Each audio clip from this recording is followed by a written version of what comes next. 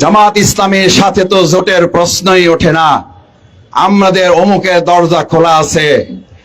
ডেমরা অঞ্চলের মানুষ আজ আপনাদেরকে জানিয়ে দিচ্ছে, কান খুলে শোনেন, বাংলাদেশের মানুষ আজ চাঁদাবাজের সাথে কোনো জোট করবে না, কোন সন্ত্রাসীর সাথে জোট করবে না, কোন দখলদারদের সাথে জামাত ইসলামী জোট করার জন্য অপেক্ষা করছে না।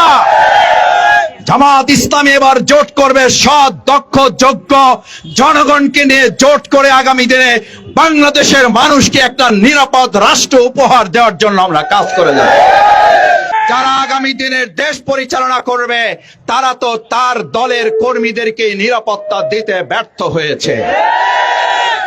সেই ব্যর্থতার কারণে আজকে 100 জন নয়, 150 জন নয়, প্রায় প্রতিদিন 1 জন 2 জন করে নিজ দলের নিজ কর্মীরা যারা যাদেরকে হত্যা করছে, আমরা তাদের বিবেকের কাছে প্রশ্ন করতে চাই, আপনারা দেশ নিরাপদ করবেন তো পরের কথা, আপনারা তো আপনারা দল পরিচালনায় নিরাপত্তার সাথে করতে ব্যর্থ হয়েছেন। যারা দল পরিচালনায় ব্যর্থ, যারা দলের কর্মীর নিরাপত্তা দিতে ব্যর্থ, এই দেশের মানুষ বিশ্বাস করতে চায় না তারা দেশ পরিচালনায় সফল হবে, জনগণের নিরাপত্তা দিতে পারবে। এটা কল্পনা ছাড়া আর কিছুই নয়।